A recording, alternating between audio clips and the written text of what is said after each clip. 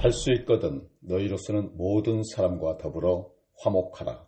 로마서 16장 18절 말씀입니다.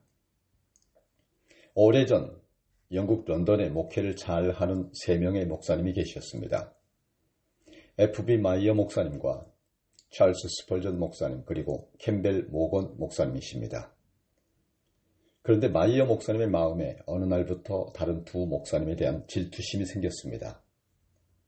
나는 스펄전 목사처럼 설교를 잘하지 못하고 모건 목사처럼 리더십을 갖추지 못했구나. 마음에 질투심이 생기자 하나님께 기도를 드렸습니다. 하나님, 제 마음속에 있는 시기와 질투를 없애주시옵소서. 그러나 아무리 해도 질투는 그치지 않았고 더 그들과 자신을 비교하며 질투심이 더해갔습니다. 어느 날 기도하던 중 하나님의 인자한 음성이 들려왔습니다. 너의 기도를 바꾸어라. 질투를 없애달라고 기도하지 말고 그들을 위해 축복 기도를 하거라. 주님의 음성을 듣고 마이어 목사님은 기도를 바꿨습니다. 하나님, 스펄전 목사님과 모건 목사님의 교회에 복을 주시옵소서. 어느 날 공개적인 기도 자리에서 마이어 목사님은 이런 기도를 드렸습니다. 하나님, 모건 목사님의 교회에 복을 주셔서 사람들로 가득 차게 하옵소서. 그래서 들어갈 자리가 없어서 사람들이 남거든 우리 교회에도 보내주시옵소서.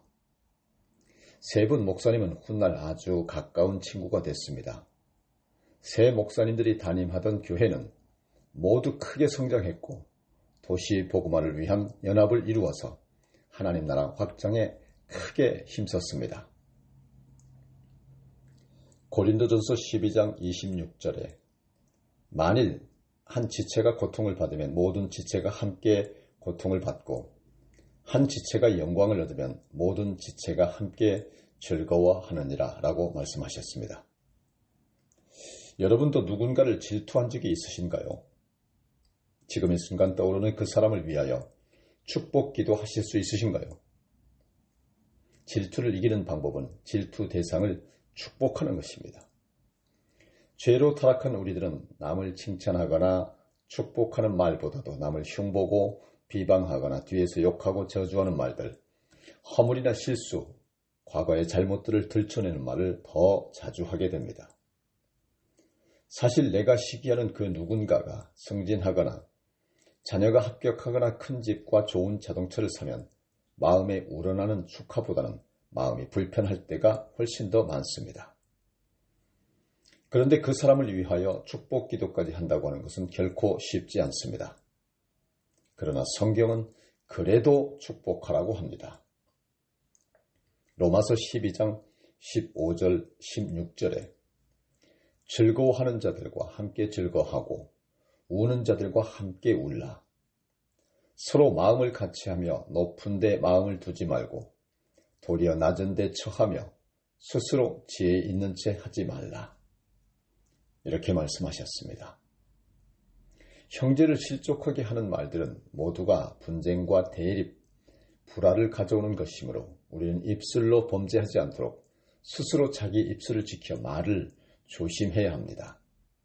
왜냐하면 우리는 예수님 안에서 하나이며 시기는 우리의 마음뿐 아니라 뼈까지 썩게 만들기 때문입니다. 갈라디아서 3장 28절에 너희는 유대인이나 헬라인이나 종이나 자유인이나 남자나 여자나 다 그리스도 예수 안에서 하나이니라 라고 말씀하셨고 잠언서 14장 30절에 평온한 마음은 육신의 생명이나 시기는 뼈를 썩게 하느니라 라고 말씀하셨습니다. 예수님의 제자들도 완벽하지 않았고 문제가 너무나 많은 사람들이었습니다. 혈기 왕성하고 다혈질에 성급한 베드로, 주님으로부터 우레의 아들이라고 하는 별명을 얻으리만치 활화산 같은 성격의 소유자 요한과 야고보, 그런가 하면 타산적인 빌립과 의심 많던 도마, 광적인 테러리스트로서 로마에 항거하던 시몬, 그리고 은 30냥에 예수를 팔아먹은 가룟 유다. 이들은 모두 참으로 다루기 힘든 사람들이었고 서로 누가 더 큰 자인지 다투기까지 했습니다. 우리 주님은 그런 자들을 모두 감싸 안으셨고 귀한 사역에 함께 쓰셨습니다. 우리 주변에는 매사에 부정적인 사람들이 있습니다.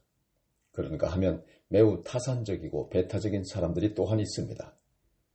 예의를 모르고 아나무인이거나 격렬한 성품과 독선적이고 자기중심적인 편협한 사고로 주변 사람들에게 상처를 주는 사람들도 많습니다.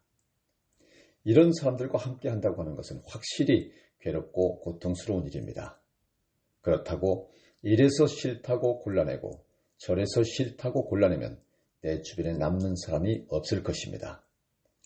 나도 완벽하지 않으며 나도 과거에 그런 사람이었고 지금도 그럴 수 있습니다. 나도 누군가에게 상처를 주고 있으며 누군가를 힘들게 하고 있습니다. 사람들을 품는다고 하는 것은 쉬운 일이 아닙니다.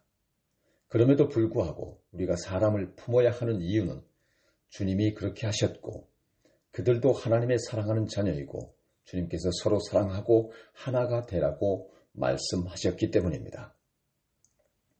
요한복음 17장 11절 말씀에 우리와 같이 그들도 하나가 되게 하옵소서 하였고 요한복음 15장 12절에 내 계명은 곧 내가 너희를 사랑한 것 같이 너희도 서로 사랑하라 하는 이것이니라 라고 말씀하셨습니다. 나를 힘들게 하는 사람들을 무조건 피하고 멀리하기보다는 오히려 그들을 축복하고 기도해야 합니다. 나누고 분리시키는 것은 마귀의 일입니다. 분열의 싸움이 있는 곳에는 언제나 사탄의 역사가 있을 뿐입니다. 우리는 하나가 되어야 합니다. 하나가 되어야 한다는 것은 같은 마음을 품는다고 하는 뜻입니다. 주님은 언제나 서로 하나 되어 화해하고 화목하게 화평을 누리며 살기를 원하십니다. 의견은 달라도 마음은 같이 해야 합니다. 사고방식은 달라도 목표는 하나여야 합니다. 우리 모두 의견과 생각이 다른 사람들과도 하나 되어 화목을 누리며 축복함으로 주님이 기뻐하시는 삶을 다 살게 되기를 주님의 이름으로 간절히 축원합니다.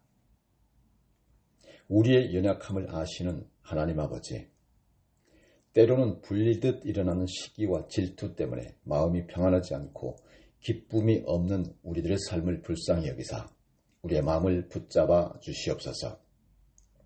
쓸데없이 남과 비교하지 않게 해주시고 하나님의 창조 목적에 맞는 우리 자신을 세워가게 하시며 우리 안에 사는 그리스도로 인하여 기뻐하게 하여 주시옵소서. 세상적인 욕심과 열등감으로부터 자유롭게 해주시고 예수님의 선택과 사랑을 받는 은혜만으로도 감사하며 주님을 따르고 순종하며 살게 하여 주시옵소서. 예수 그리스도 이름으로 기도드립나이다. 아멘.